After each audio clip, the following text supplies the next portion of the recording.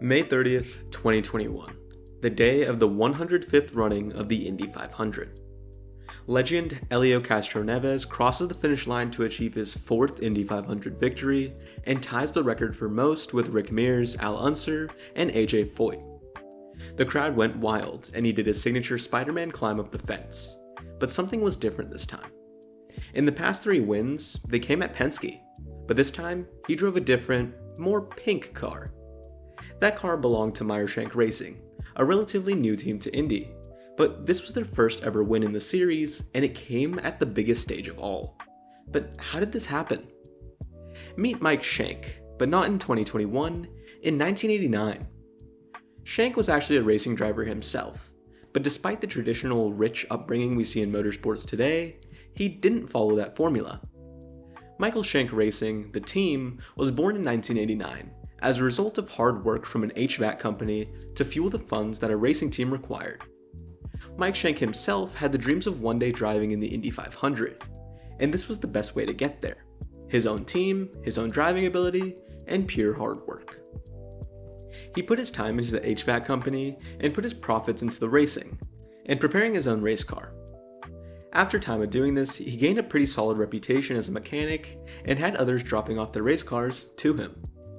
As time went on, he had more exposure to bigger and more powerful race cars, and it helped him grow his trackside support business into a real shot at making his racing dreams a reality.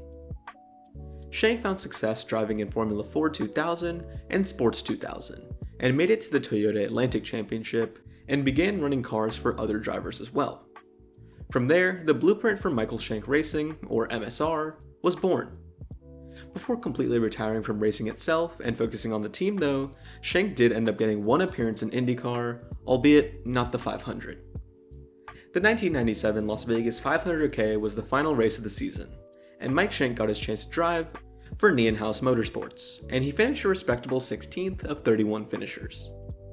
It definitely wasn't the 500 he once dreamed of, but it was enough to satisfy his hunger for driving an IndyCar, and closed that chapter of his life to fully focus on running his team, not as a driver, as an owner, and it reset his sights on bringing his team to Indy. The team started by running in that same Toyota Atlantic Championship Shank raced in, and by 1999, Shank had been named Formula Atlantic Team Owner of the Year twice, and although that brought a lot of credibility, it didn't bring the most needed asset: money. For 2004, Mike Shank and his wife Mary Beth Shank, who also was an owner in the team, set their sights on the Grand Am Series, or what's known today as IMSA. Grand Am was in the second year of the new Daytona prototype cars, and as much as the Shanks wanted in, it was tough. As I mentioned before, capital wasn't the highest, but the hunger for success was greater, and the Shank family was willing to make a sacrifice, and that was their home. They ended up mortgaging their house to raise the funds to buy a Daytona prototype car, and they were all in on a project that had no certainty on the other side. The bid in Grand Am was not only dictating the survival of the team, but it gave the opportunity to build the groundwork for the future. The first year was a bit rough, as expected for a team that had no experience in endurance racing, but steady improvement was the name of the game. A first pole in 2005, a first win in 2006, and a pole at the Daytona 24 in 2008 were solid steps in the right direction that led the team to gain a lot more credibility and grow from a dream to a reality. But 2012 was where a big jump was made. In 2012, Shank took the major victory at the 50th running of the 24 at Daytona. And not only did it mark a major milestone for the team, it also opened the gates for future endeavors. OEM relationships opened up as Shank started to get significant backing from Ford, as even though they were a factory team for Ford since 2008, the win at Daytona brought a lot more attention in, especially for the upcoming changes in the series. For 2014, the series merged with the American Le Mans Series, and made the United Sports Car Championship, so both more competitive and more eyes on the series. For 2014, the team stuck with Ford, but the big move to Honda came in 2015, where big things happened. After being a customer team for Honda and seeing major success, they became a factory team for Honda and Acura for 2017 onwards, and it made the real gateway to IndyCar. As well, Jim Meyer, the CEO of SiriusXM Radio, entered the picture and invested in the team, which provided a ton of needed capital and alleviated the financial trouble that the team was riddled with all along. Along with that, the team was renamed Meyer Shank Racing, and also brought in another good connection with that without changing the initials of the team. With new additions, it amplified the odds of success, but it also amplified the hunger for Indy, as Meyer was also a huge fan of the Indy 500 and wanted to be a part of that. So going into 2017, it was time to act on it. The IMSA operations continue to this day, but the IndyCar dreams moved to the front of the priority list. In 2017, the first instance of the team was made in IndyCar, but they weren't on their own. For 2017, in the Indy 500, Meyer Shank fielded an entry in collaboration with Andretti, and had Jack Harvey driving it. When it was all said and done, the car didn't actually end up finishing the race, but it did put a lot of confidence into the team that something like this was possible, so they tried even harder the next year.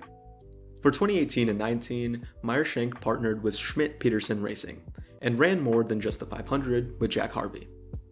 In 2018, this was 6 races and a highest finish of 12th, and in 2019, this was 10 races, with a podium at the IMS road course. This was deliberate growth, and a build-up to what would come next, and the podium only reinforced their belief in themselves, as 2020 was a time for a full-time team. Schmidt-Peterson moved along with McLaren in 2020. In a technical partnership with Andretti, Meyer Shank ran their full-time car for the whole season as a standalone team. A lot of growing pains were had, as you can imagine. Scaling from an entry with another team to a full-time team itself comes with a lot of change, but it laid the concrete for the team as they achieved a 15th in the driver standings.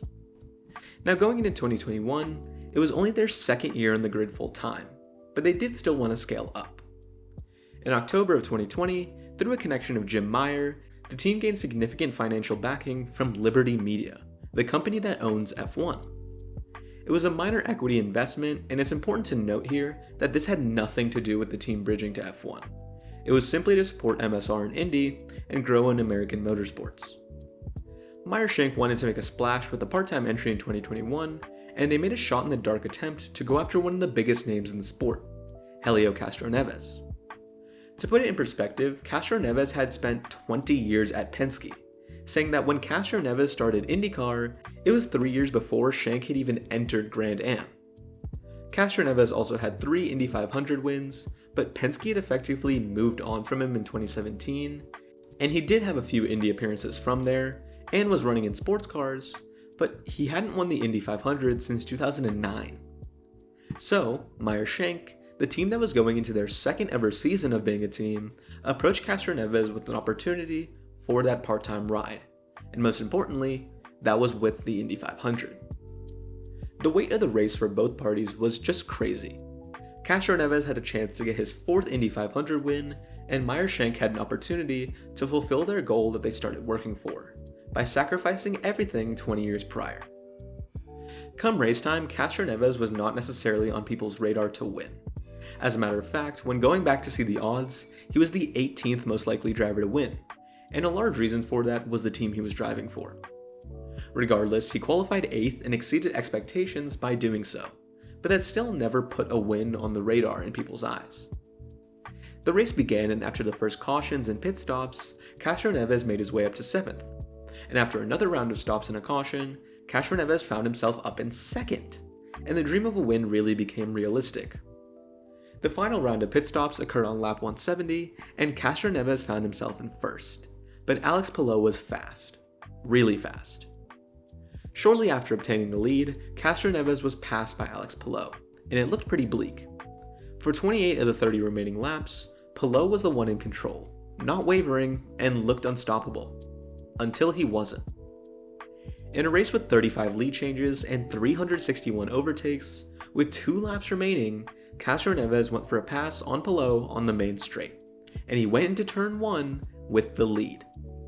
With 2 laps to go and a little shimmy on the straights, Castroneves brought it home to win his 4th Indy 500, cementing himself in the history books and bringing Meyer Shank Racing their first win ever on the biggest stage of them all, the Indy 500.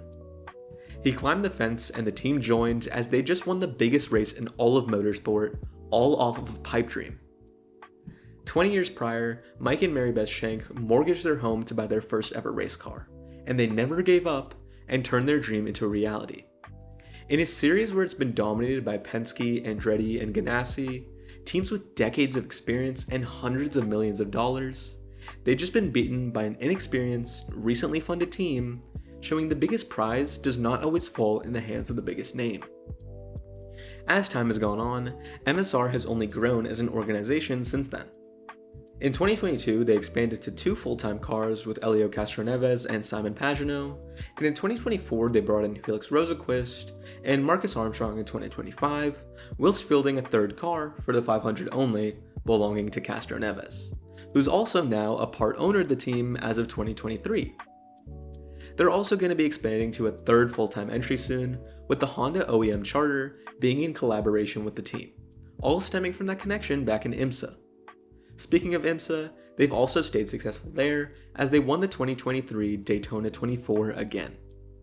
A team that stemmed from nothing and built off sacrifice has now grown into one of the biggest racing conglomerates in the States, all in the span of 20 years. In a motorsport world dominated by the biggest names, Meyer Shank defied the odds and pushed their way through. But is this just the start?